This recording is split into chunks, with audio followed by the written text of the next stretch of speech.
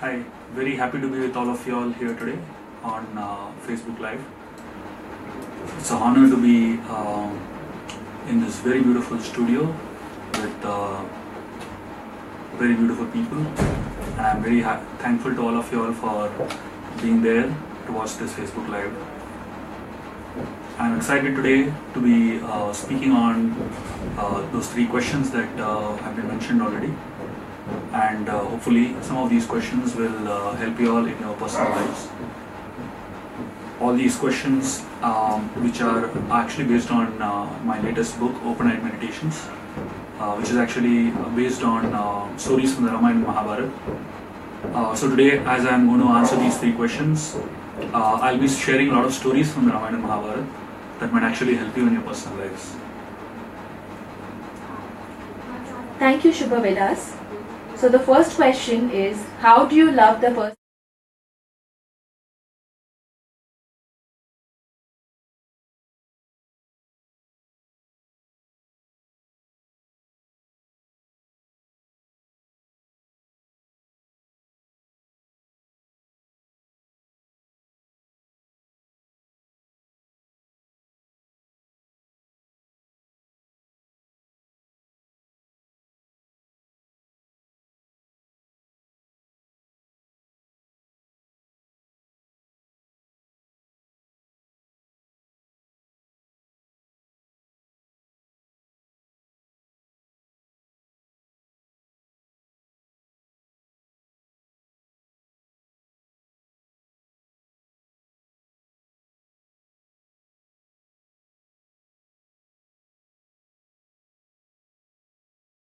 Kesha, sometimes he calls him as Paranthapa. All these different names that Krishna addresses Arjun with, each name actually signifies one of the qualities of Arjun. For example, Sabyasachi means one who is ambidextrous. Gudakesha means the one who has conquered sleep. Which essentially means, just by calling different names of Arjun, Krishna is appreciating different qualities of Arjun. That's exactly what appreciation is all about. Very subtle, but at the same time very heart-touching. Relationships thrive when there is appreciation done genuinely and consciously. The second thought, to love people you love the most, is acceptance.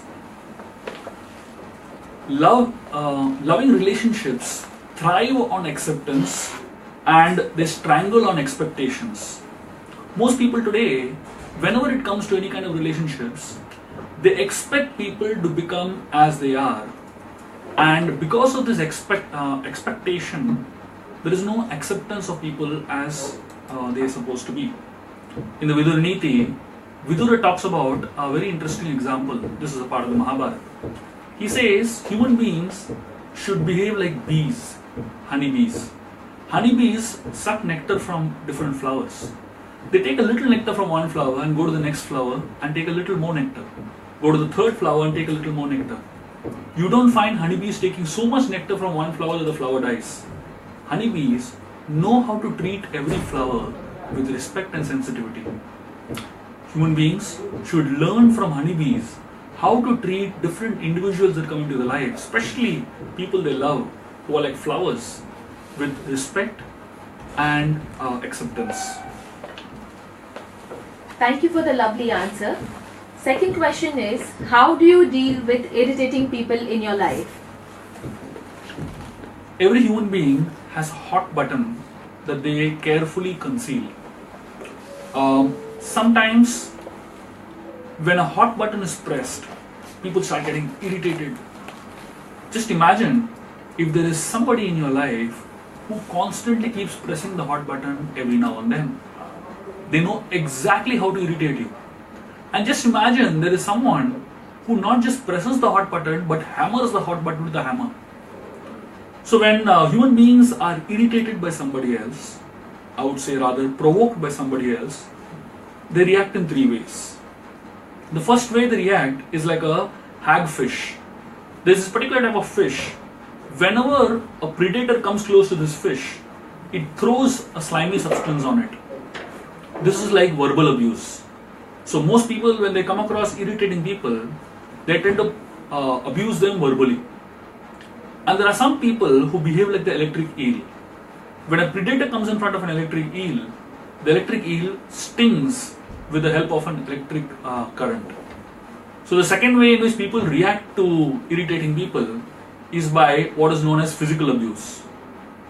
And the third way in which people react to irritating people is what the example of an exploding ant. An exploding ant, when it's in great stress or tension, it bursts. It actually commits suicide. So which essentially means exploding, like an exploding ant, the third way in which people react to irritating people is by self-abuse. That means they actually start abusing themselves.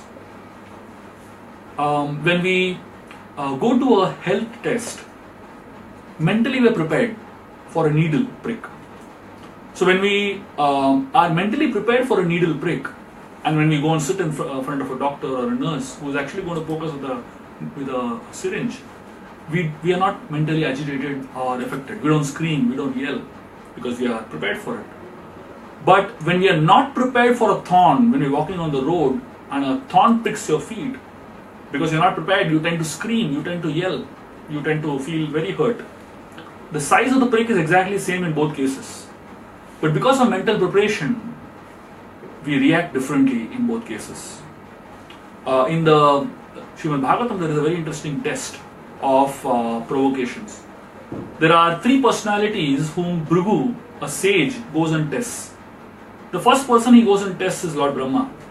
So he goes and tests him for mental provocations. So when he goes to Lord Brahma, Brahma is his father. So when he goes to Brahma and he does not even pay his respects to him.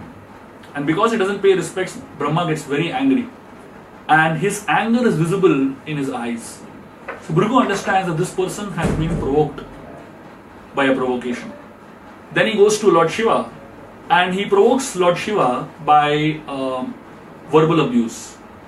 So when Shiva is his brother, he comes to embrace him. And Bhrigu, he stops Shiva from embracing him and tells him, I can't embrace you because you are wearing ashes all over your body and you are dirty. So when Shiva hears this, he gets very angry and he is comes with a trident to kill Bhrigu. And that's when Parvati stops Lord Shiva. Bhrigu understands that this person, Lord Shiva, also has reacted to a provocation. And the third person he meets is Lord Vishnu. He goes to Vishnu's planet and straight walks into his bedroom and kicks him on his chest. Lord Vishnu, as soon as Bhrigu kicks him on his chest, he gets down from his bed, makes Bhrigu sit on his bed and starts massaging his feet. Actually, Lord Vishnu tells Bhrigu that your feet are as soft as a lotus and my chest is as hard as a thunderbolt. So your feet must be hurt. So let me massage you. Bhrigu is completely confused how to react now. Because generally a provoker is excited when the person he provokes gets agitated. But when a person who he provokes acts with compassion, the provoker doesn't know how to react. And therefore, when we meet irritating people, the first thing that we need to remember is that we need to feel compassionate for them, because it is they who are weak and who are trying to provoke others to transfer their guilt of weakness to somebody else. Most people think that envious people try to pull them down. Actually, envious people can be seen as either snakes or as ladders. For most people, an envious person is like a snake that pulls you down. But actually, envious people can be ladders that push you up. In the Mahabharata, we find there are two friends, Karna and Duryodhana. According to the Mahabharata, Duryodhana seems to be a friend to Karna, but he is actually a disguised snake. That means every time Duryodhana interacts with Karna, he is pulling him lower and pulling him down. But on the other hand, when Karna comes in front of Arjun, Karna does not look at Arjun does not look at Karna as a snake, but he looks at Karna as a ladder. Because every time Karna comes in front of Arjun, Arjun is learning how to become better. So sometimes people who are envious and who actually try to pull you down, they are actually disguised friends. They are a part of what is known as the cosmic feedback system. The cosmic feedback system is designed to create some people in your life that come at the right time to help you become better than what you already are. And this, I would say, is the best way to deal with irritating people. Thank you for such an insightful answer. We have one of our audience named Deepak, and he wants to know how to deal with stress in life. My understanding of stress is like that of a rubber band. If you ever dealt with rubber bands, rubber band, if it is kept on a table for a prolonged duration of time unused, the rubber band tends to break by itself. It just fizzles out, it melts and it breaks. But the same rubber band, if it is stretched too much, it blasts. It again breaks. So the rubber band, if it is not used, breaks, and if it is used too much, breaks. But the rubber band that is actually stretched to the right extent actually can hold things together, can actually hold life together. So all of us should learn to deal with stress just like the rubber band. Too less stress makes you lazy, and too much stress makes you crazy. But the right amount of stress, which is known as eustress, actually makes a person function much better and hold people together, hold organizations together, and hold societies together. So rather than looking at stress as unnecessary in life, we should actually want to have stress which is of the right proportion. Just like seasonings in cooking, too much of salt and too less of salt is very easily noticed. But the exact amount of salt is not noticed at all. Nobody ever complains or says that the salt was perfect today. Therefore, stress, just like salt, has to be there in life, but it shouldn't be too less and it shouldn't be too much. The right amount of stress doesn't really need to be managed, because the right amount of stress inspires. Wow, that was well said. The next question is, can we do anything about bad luck? According to my understanding, every human being goes through bad phases in life.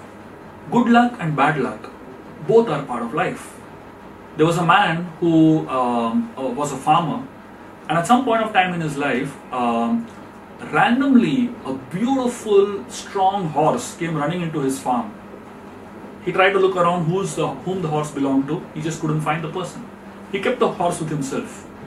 His neighbors, they came to him and they said, "Wow, what good luck, you got a horse for free." This man, he said, "Good luck, bad luck, who knows?" The next day, the horse disappeared.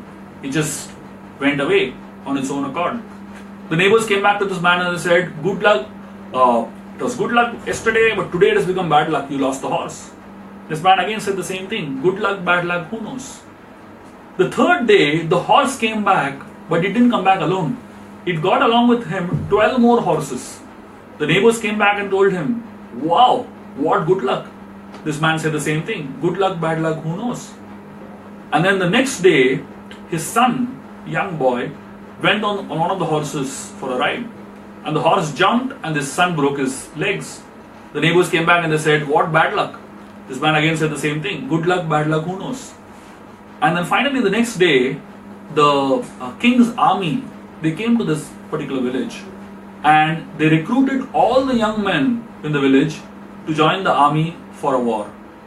And the only young man who was not taken was this young man who was his farmer's son, because his leg was broken. Again the neighbors came to him and they said, "What good luck?" This man said the same thing, "Good luck, bad luck, who knows?" Life is all about opportunities.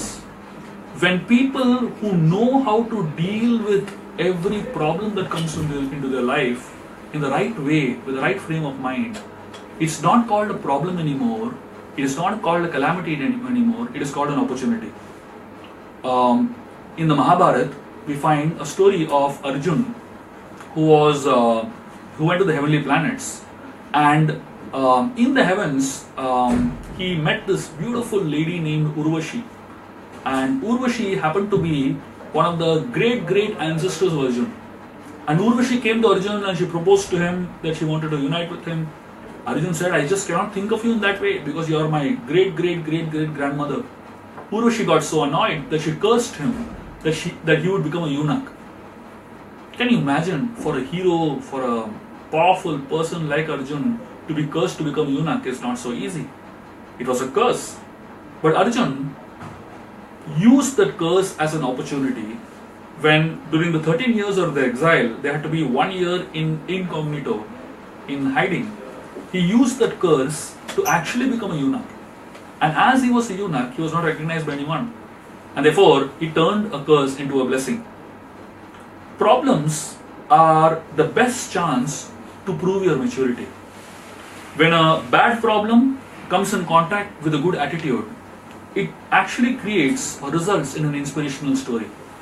And therefore, all of us have a chance to look at bad luck as something that is going to take us down, but we can also look at bad luck as an opportunity to take us up. It depends on how we see it. Thank you so much. We have Sonam who wants to know, how do I make sure that I am making right choices in my life? Decision making is always a complicated affair. I would like to share with you all a few thoughts and a few situations in which decisions should not be made. And if you look at all these situations which I'm going to share with you all of when decisions should not be made, you naturally understand when good decisions should be made in life. One of the very common situations in which we tend to make decisions is when we are in too much anxiety. Being in anxiety is running. It's like running. Anxiety is like a mental run. Just like when somebody is running, you can't relish a meal or you can't drink water. It's just not possible. Similarly, when somebody is in great mental anxiety, you can't be stable in your thought process. And therefore, it is very important to first be stable before taking good decisions in life. So anxiety-driven decisions are not the best decisions. Another situation when decisions should not be made in life is when you are too happy. Generally, when a human being tends to be too happy in life, he tends to make wrong decisions in life. I'm sure all of us would have had experiences of great happiness. And whenever there has been great happiness, your mind gets clouded out of the spirit of enjoying. And that spirit of enjoyment, that spirit of trying to derive some pleasure in life clouds your decision-making process. There are many people in life who love to make the most important decisions in the greatest joys of life. Just like when you laugh too much, beyond a certain extent, when you laugh a lot, tears automatically start coming out from your eyes. Because nature always creates a check and balance system. Anything which is done at an extreme is always balanced automatically by nature. And therefore, similarly, decisions that are taken when you are too happy in life are not always the best decisions. The third situation when you should not make good decisions in life are when you are too unhappy or grief-driven decisions. Grief is like a ink on a blotting paper. Just like one drop of ink on a blotting paper just spreads throughout the blotting paper and completely messes it up. Similarly, one small reason to be in grief just spreads across your mind and completely blots it up. And therefore, when somebody is in great grief, you don't end up taking good decisions in life. And the fourth situation when you should not take good decisions in life is when your opinions are influenced by somebody else. Somebody else's opinion is like a sticky note on the wall of your mind. Most people in life, they love to give opinions to others. They love to give suggestions to others. So people come, stick their opinion on your mind and go away. And then the wall of your mind is filled with so many opinions and you have no idea which opinion to follow. And therefore, one should remember that when you make personal decisions of your life, it should not be based on other people's opinions. Yes, you can consider other people's opinions provided they don't have a personal agenda to give those opinions. But beyond other people's opinions, it has to be your personal decision. And therefore the best situations and best times to make decisions in life are situations where your mind is peaceful, stable, and focused. And you might say that when I have to make the most important decisions of life, my mind is never like that. My suggestion is wait for some time. Wait for, if possible, a day, if possible, a few hours, if not possible, at least 15-20 minutes for your mind to overcome, to become stable over the most impacting situation of life. And then with a stable mind, you can really take stable decisions. We have Namrita who is requesting you to come to do live on FB quite often. It will be my honor to do it. This is the first time I'm doing an FB live. I didn't know what to expect, and honestly, it's not the most comfortable situation to be sitting in front of a camera and doing a live. But I guess if this is what it takes to reach more people, I'll be happy to follow your instructions. One last question for the day. Deepak wants to know, how do we know what is the purpose of our life?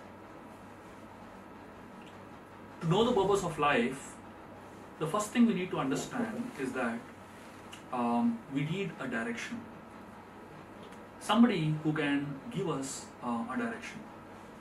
For all our life, practically from the moment we came to consciousness in our childhood, we always had somebody whom we could have faith in giving us direction. The first person who gives us direction is our mother. The mother tells us so many things about life that shapes our values and shapes our systems. Then the teacher, who actually further gives shape to our values and shape to our character. And then beyond the teacher, you have somebody who is your professional guide, corporate guide, who actually shapes your personality even more, gives you a greater grooming, and makes you a better person. But beyond all this, there has to be a guide who can guide you for your life. And that's what the scriptures call as guru. Of course, for us to have a purpose in life, there has to be a sincere desire to seek. Whenever and wherever there is a sincere desire to seek, there is always somebody who comes as a teacher. To see a very far off object, you need a telescope. And the interesting technology of the telescope is that the telescope has two lenses, one in the beginning and one in the end. The first lens is close to your eyes, and the last lens is farthest away from your eyes. But to be able to see an object that is really far away, you need to have many lenses in between the two lenses. In fact, it is explained, the more there are lenses in between, the better is the vision and the farther is the vision. Especially if you want to know the goal of life, especially if you want to know the purpose of life, you need to have between us and the vision a lot of clarity, a lot of lenses that can give us that clarity. And what do those lenses represent? Those lenses represent teachers, gurus, who can actually systematically give us direction to the purpose of our life. And therefore, if you really want to understand what the purpose of life is, first seek, first have the eagerness to have a direction in life. And then once you have the eagerness, find lenses, find gurus or find teachers who can give you the clarity of the farthest vision of life, which actually indicates the purpose of our life.